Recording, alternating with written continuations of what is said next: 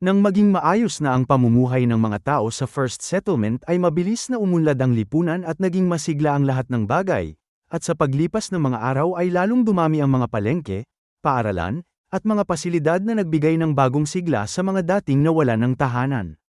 Pagkatapos nito ay sinimulan na ni Ming ang pagmimina sa mga mineral na nasa ilalim ng lupa roon, at maraming uri ng mineral ang natagpuan doon tulad ng Spirit Stone, Secret Crystal, Low Crystal, at iba pang mga metal na hindi pa nakikita sa ibang mga mundo. Ang ilan sa mga mineral na yun ay napakahalaga kagaya ng rune metal na natuklasan niya noon na talagang napakabihira at napakahirap hanapin, at dahil ang mga ugat ni Xiaoxi ay nakarating na sa bawat sulok ng First Settlement ay alam na alam nito ang kabuuang kalagayan ng mga mineral sa ilalim ng lupa kaya nabawasan ang magiging problema ni Ming sa paghahanap. Ayon sa masusing pagsisiyasat ni Xiaoxi ay may ilang libong mineral na maaaring minahin sa ilalim ng First Settlement, ngunit pumili lamang si Ming ng 100 pinakamahalagang mineral upang unti-unting simulan ang pagmimina upang hindi maging magulo ang operasyon. Ang 100 mineral na yon ang may pinakamataas na halaga, at kabilang dito ang mga Spirit Stone na nasa nangungunang 10 ng Spirit Energy ranking, mga Low Crystal, mga pambihirang metal, at maging ang mga bagay na tulad ng Heaven Earth Divine Marrow at Primal Chaos Essence na tanging naririnig lamang sa mga alamat. Sa kanyang tansya ay kung tuluyan ng mapagana ang 100 minahan na yun ay kikita ito ng mahigit 1 quadrillion eternal coins bawat taon, ngunit bago kumita ng ganoon kalaki ay napakalaki rin ang kailangang puhunan kaya halos lahat ng kanyang Heavenly Craft puppet ay ginamit na niya at nagpadala pa siya ng malaking order sa War Civilization upang makadagdag ng mga karagdagang puppet at kagamitan. Habang puspusang isinasagawa ni Ming ang kanyang mga plano sa pagpapalawak at pagpapayaman ay biglang dumating ang isang malaking problema na hindi niya inaasahan, at sa Five Elements Continent ay biglang lumitaw ang napakaraming hukbo mula sa Divine Court na pinalibutan ng mahigpit ang Undying Divine Tree na parang isang higanteng bilog ng bakal. Nang malaman ito ni Ming ay agad siyang pumunta sa Five Elements Continent, at doon ay nakita niyang mahigit 100,000 battleship ang nakapaligid sa Undying Divine Tree at mahigit kalahating oras na itong nagpapatuloy na tila naghihintay ng utos mula sa kanilang pinuno. Lumitaw si Ming sa itaas ng War City at pinagmasdan ang paligid ng may malamig na titig, at maya-maya ay may isang battleship mula sa Divine Court na dahan-daang lumapit kung saan bumaba mula roon ang isang general na may itim na balabal at may hawak na sibat na malamig at matalim ang tingin na tila handang pumatay sa sinumang lalapit. Lumabas si Ming mula sa War City at sinalubong ito, at nagkita sila sa himpapawid habang ang hangin ay tila nanlamig sa bigat ng kanilang mga presensya. At hindi gaanong makita ang mukha ng general na may itim na balabal dahil nababalot ito ng makapal na killing aura na nagmumula sa libu-libong laban na kanyang naranasan. Malakas nitong tinanong kung si Ming nga ba ang pumatay sa sugo ng Divine Court, at hindi itinanggi ni Ming at sinabing siya nga. Kaya sinabi ng general na isang malaking kasalanan ang pagpatay sa sugo ng Divine Court at pinapunta siya dito upang dakpin si Ming kung saan kung susunod siya ay magiging maayos ang lahat ngunit kung hindi ay mamamatay ang lahat ng taong nasa paligid niya. Malamig na tumawa si Ming at tinanong kung nagbibiro ba ito sa sinabi nitong papatayin ang lahat ng nasa paligid niya, at sinabi ng general na hindi maaaring hamunin ang kapangyarihan ng Divine Court at kung hindi mamamatay si Ming ay mas maraming tao ang mamamatay. Napakataas ng cultivation ng general na ito at tila isa itong longevity supreme na sanay na sa digmaan kaya makapal ang killing aura sa katawan nito, at tinanong ni Ming kung wala na bang paraan upang mapag-usapan ang bagay na ito ngunit sumagot ang general na ang tanging pagpipilian ay sumuko o mamatay silang lahat. Malamig na sinabi ni Ming na kung digmaan ang nais nito ay handa siya at gusto niyang makita kung gaano kalakas ang 100,000 Star Cloud battleship na dala nito. At pagkasabi noon ay bigla siyang nawala at bumalik sa loob ng War City kung saan inutusan niya si Xiao Zhan na lipulin ang mga kalaban. Tuwang-tuwa naman ang War City at agad na naghanda, at mayroon itong 100,000 Nebula Giant Cannon at 1,000,000 Nebula Cannon kaya malaki ang kalamangan nito sa mga Star Cloud battleship. Ang lakas ng mga Star Cloud battleship ay halos kapantay lamang ng 9-star warship at napakalayo nito kumpara sa Star Cloud mothership. Ngunit ang flagship ng general na may itim na balabal ay tila isang Star Cloud mothership bagaman isa lamang yun. Nang mawala si Ming ay agad ding bumalik sa kanyang flagship ang general at nagsimula ng mag-utos. At ang 100,000 battleship ay bumuo ng isang formation at mabilis na umangat ngunit ang kanilang target ay hindi ang War City kundi ang buong Five Elements Continent na malinaw na nais nilang wasakin upang ipakita ang kapangyarihan ng Divine Court. Nagulat si Ming nang makita yun at agad na iniutos na paputukan sila, at ang ilang battleship ay nagsimula ng umilo ang mga kanyan ngunit bago pa sila tuluyang makaputok ay nagpakawala na ng sabay-sabay na pag-atake ang War City kung saan 1,000,000 Nebula cannon ang sabay-sabay na pumutok at sa bawat Star Cloud battleship ay may 10 putok na tumama. Hindi kinaya ng mga ito ang 10 pagsabog na yun at nagsimula ng umusok ang mga ito at ang ilan ay tuluyan ng bumagsak sa lupa na parang mga bituing nalalaglag mula sa langit, at iniutos muli ni Ming na magpaputok kung saan ang ikalawang pagsalakay naman ay mula sa 100,000 Nebula Giant Cannon na siyang karaniwang gamit ng Star Cloud Mothership kaya hindi kayang pigilan ng mga Star Cloud Battleship ang mga ito. Isang putok lamang ay bumabagsak na agad ang mga ito at nagkalat ang mga piraso sa himpapawid. At nagulat ang general na may itim na balabal sa loob ng kanyang mothership dahil inakala niyang ang 100,000 battleship na dala niya ay sapat na upang durugin agad si Ming ngunit sa dalawang pagsalakay lamang ay nawasak na ang buong fleet niya kaya napagtanto niyang napakalakas pala ng lumulutang na syudad na yun. Kalmadong iniutos ni Ming na wasakin na rin ang mothership, at 100 Nebula Giant Cannon ang tumutok sa Star Cloud Mothership at sa isang sabay-sabay na pagpapaputok ay tuluyan itong naglaho sa isang nakakasilaw na liwanag na tila isang araw na sumabog sa kalangitan. Ang mga tao ng Marshall God Hall ay nanunood lamang sa mga pangyayari, at nang makita nilang inutusan ng general na atakihin ang buong Five Elements continent ay labis silang kinabahan dahil sila ang may kagagawa ng gulo at pakiramdam nila ay sila mismo ang tumalon sa apoy na kanilang sinindihan. At nang ipakita ni Ming ang nakakatakot na lakas ng War City sa pamamagitan ng dalawang pagsalakay na nagwasak sa buong fleet ay lalo silang nanghilakbot, at maging si Di Xiong ay hindi makapaniwala sa kanyang nakita kaya doon niya naunawaan na kung noon pa man ay nagbalak si Ming na pumatay ay malamang na matagal nang nawasak ang Marshall God Hall nang walang kahirap-hirap. Matapos patayin ang general na may itim na balabal ay pumunta si Ming sa harap ng Five Spirit City at malakas na tinawag si Di Xiong, at lumabas si Di Xiong mula sa Marshall God Hall na may kakaibang ekspresyon dahil kahit na mas mataas ang kanyang cultivation kaysa kay Ming at kahit na itinuturing siyang isang henyo sa martial arts ay pakiramdam pa rin niya ay mas mababa siya kay Ming sa sandaling ito dahil ang taong may mas malakas na kamao ang siyang may mas malakas na posisyon. Sinabi ni Ming na hindi ba napapansin ni Di Xiong na kakaiba ang biglang pagdating ng Divine Court laban sa kanya. At kalmadong sumagot si Di Xiong na marahil ay dahil sa sobrang pagpapakita ng lakas ng Heavenly Dao Sect kaya napansin ito ng Divine Court ngunit hindi naman malaking bagay dahil kahit na hindi pa gumagalaw ang mga main god ay hindi pa rin makakapasok ang mga ito sa Primordial Chaos Firmament Cover at ang makakapasok lamang ay mga battleship na alam niyang hindi naman kinatatakutan ng Heavenly Dao Sect. Sinabi ni Ming na wala siyang balak na makipaglaban sa Divine Court sa ngayon, at mariin niyang sinabi kay Di Xiong na huwag itong magpanggap dahil tiyak na may kaugnayan nito sa Marshall God Hall ang biglaang pagdating ng Divine Court kaya kung sila ang nagdala ng gulo ay dapat sila rin ang mag-ayos nito at kung hindi nila kayang ayusin ay huwag silang magtaka kung gumawa siya ng mga bagay na hindi nila magugustuhan. Ang malinaw na pagbabanta na yun ay nagpabigat sa ekspresyon ni Di Xiong at sinabi nito na sobra na si Ming. Ngunit sumagot si Ming na kung hindi lang siya nito pinakialaman noon ay wala sana silang problema ngayon at tiningnan niya si Di Xiong at sinabing maliit ang pananaw nito at hindi na siya gaanong interesado rito ngunit hindi yun nangangahulugang hahayaan niya itong patuloy siyang pahirapan. Sinabi ni Di Xiong na ang pagwasak ni Ming sa isang fleet ng Divine Court ay isang katotohanang hindi na mababago, at sa mga susunod na araw ay magpapadala pa ang Divine Court ng mas maraming fleet hanggang sa tuluyang malipol si Ming kahit si Han Ancestor ay hindi kayang pigilan ang kagustuhan ng Divine Court. Natahimik si Ming sa narinig dahil alam niyang totoo yun, at hindi pa siya handa na makipaglaban sa Divine Court dahil wala pa siyang sapat na lakas kaya kahit si Human Ancestor noon na napakalakas ay nabigurin ay paano pa siya kung kaya't kailangan niya ng panahon upang lumakas at umunlad. Sinabi ni Di Xiong na mayroon isang paraan, at kung kaya niyang suhulan ang mga matataas na opisyal ng Divine Court ay maaaring malutas ang problema ngunit napakalaki ng halagang kakailanganin kaya nagtatakang tinanong ni Ming kung maaari bang suhulan ang mga matataas na opisyal ng Divine Court. Sumagot si Di Xiong na maaari dahil sa mahabang panahon ng kapayapaan ay marami ng mga opisyal ng Divine Court ang tamad at hindi na ginagawa ng maayos ang kanilang tungkulin, at ang iniisip na lamang nila ay kung paano kumita ng maraming pera at wala nang pakialam sa ibang bagay bukod pa rito ay hindi naman gaanong mahalaga sa Divine Court ang Five Elements Continent. Tinanong ni Ming kung bakit naman biglang nais tumulong ni Di Xiong sa kanya, At seryosong sinabi ni Dishong na aminado siyang nagkasala siya noon kay Ming ngunit ngayon ay wala na siyang balak na makipaglaban pa dahil nakita niya ang tunay na lakas ni Ming at sa halip na kalabanin ito ay nais pa niyang maging mas malakas pa ito kaya tama si Ming na maliit ang kanyang pananaw at hindi na siya karapat-dapat na maging kalaban nito kung kaya't wala nang dahilan upang magpatuloy pa sila sa pag-aaway.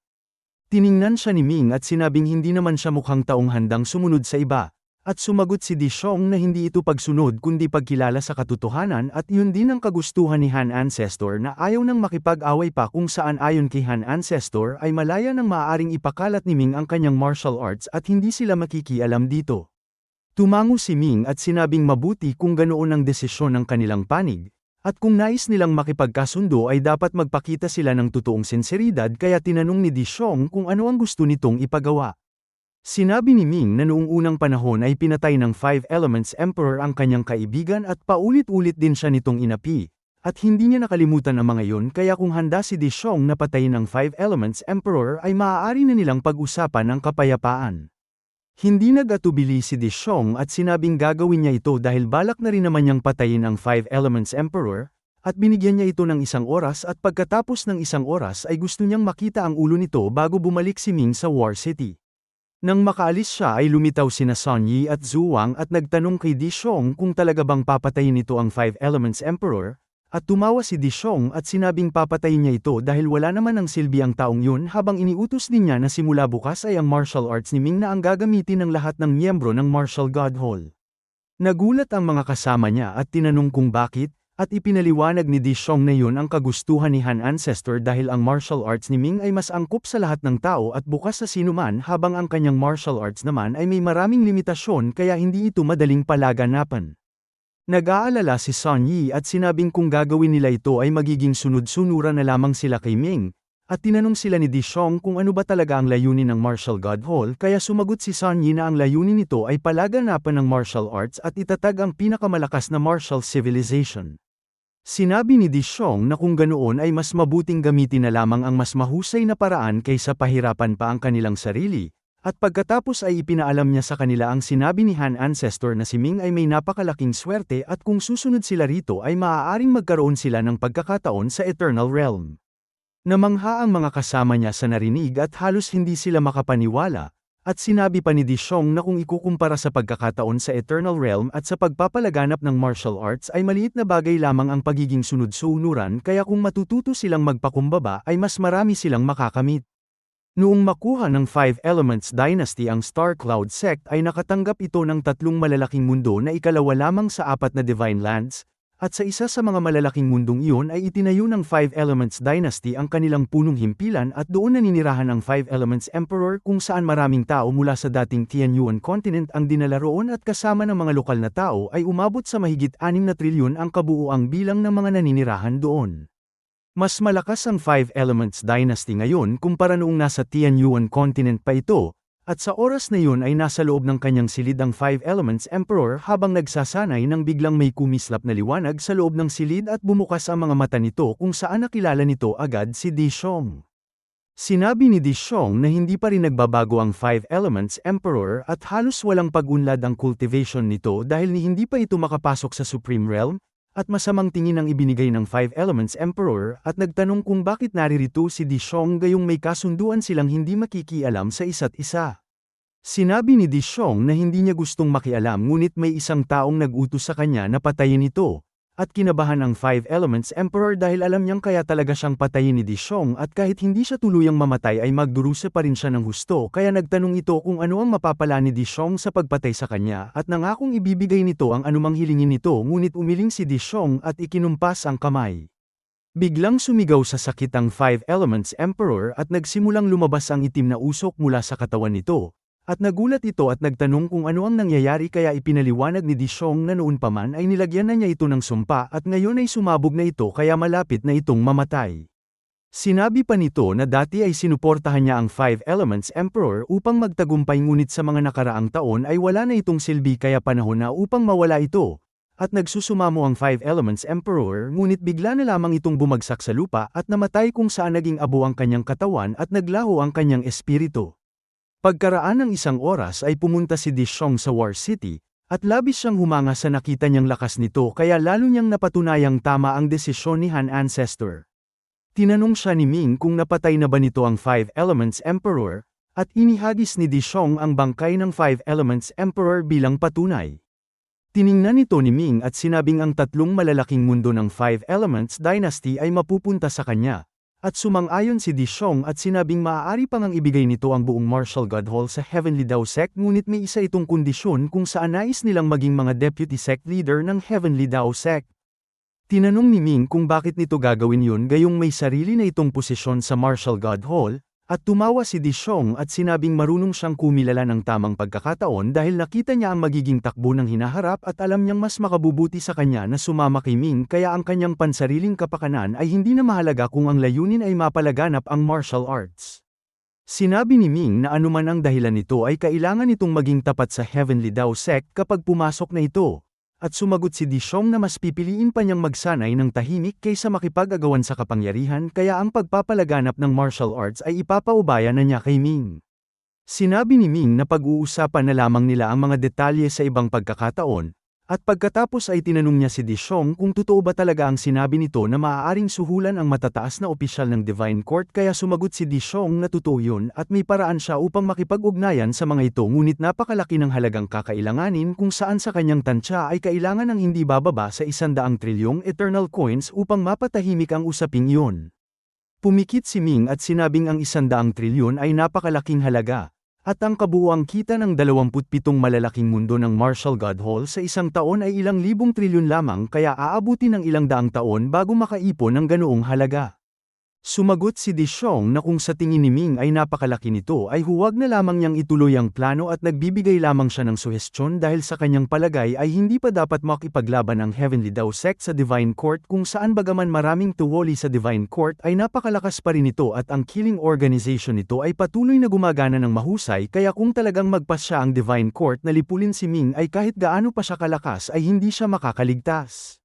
Naalala ni Ming ang sinapit ng dating Temple Lord at sinabing magbibigay siya ng 100 trilyon ngunit nais niyang makipagkita sa matataas na opisyal na yon, at umiling si Di Xiong at sinabing kahit siya ay hindi pa nakikita ang taong yon dahil ang tanging alam niya ay may isang taong nagiging tulay sa pagitan nila.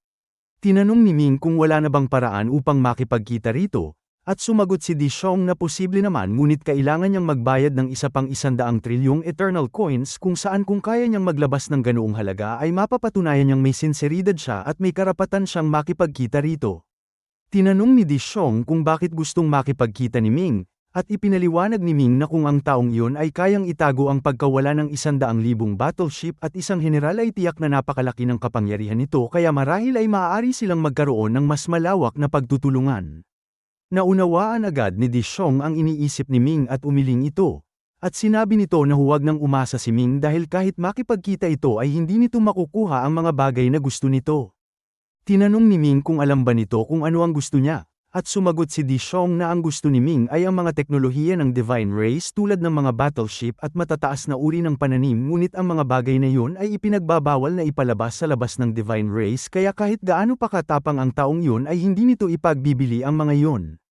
Natahimik si Ming sa narinig at sinabing kung ganoon ay hindi na muna niya ito pipilitin, at ipapaubaya na lamang niya kay Di Xiong ang lahat ng usaping ito kung saan kapag naayos na ang lahat ay papasok na ang Martial God Hall sa Heavenly Dao Sect at si Di Xiong ang magiging unang Deputy Sect Leader habang ang iba pa nitong mga kasama ay maaari ring maging Deputy Sect Leaders at magkakaroon sila ng karapatang gumawa ng mga desisyon sa mga maliliit na bagay kaya sumang-ayon si Di Xiong at sinabing mabuti yun.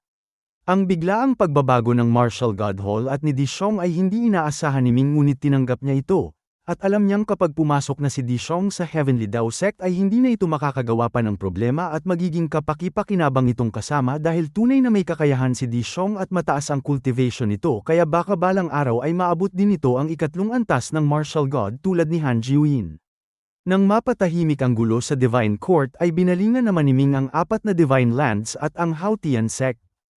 At ang Immortal Temple ay isa sa mga Divine Lands at natural na kakampi na nila ito habang ang tatlong iba pa ay kailangan na niyang harapin lalo na ang Eternal Divine Mountain na hindi niya gaanong nagustuhan. Ang Haotian Sect naman ay nakakuha ng isang malaking mundo at sa mga nakaraang taon ay tahimik na lamang ito roon, at tumigil na rin ito sa pagpapalaganap ng kanilang pananampalataya sa labas at kusang binuwag ang mga sangay nito kaya nagtaka si Ming sa ginawa nilang ito dahil dati ay napakalakas ng kanilang impluensya kung kaya't nais niyang malaman ang totoong kalagayan ng Haotian sect bago siya gumawa ng anumang hakbang. Naaalala niya na noong nasa Tianyuan continent pa sila ay si Yining ang namamahala sa Haotian sect at nang lumipat sila ay sumama rin ito. At mayroon pa siyang message talisman na ginagamit nila sa pag-uusap noon kaya sinubukan niyang makipag-ugnayan dito. Ang malaking mundong hawak ng Haotian sect ay tinatawag na Chanfu Great World, at hindi na alam ng mga tao kung saan nagmula ang pangalang yun kung saan ang pumili sila ng mundong kukunin ay ito ang tanging ninais nila kahit pa may karapatan silang kumuha ng 3 malalaking mundo. Pumasok si Ming sa Chanfu Great World na nagbalat kayo bilang isang ordinaryong tao at lihim na nakipag-ugnayan kay Yining.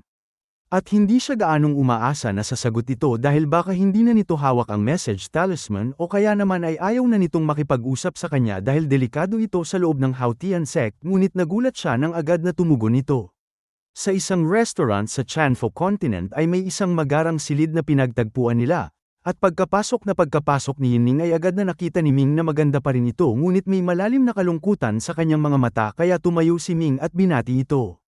Sinabi ni Yining na akala niya ay nakalimutan na siya ni Ming, at ngumiti si Ming at inanyayahan itong umupo bago tinanong siya nito kung ano ang dahilan ng biglaang pagpunta nito kaya sinabi ni Ming na nais lamang niyang magtanong tungkol sa kasalukuyang kalagayan ng Haotian sect.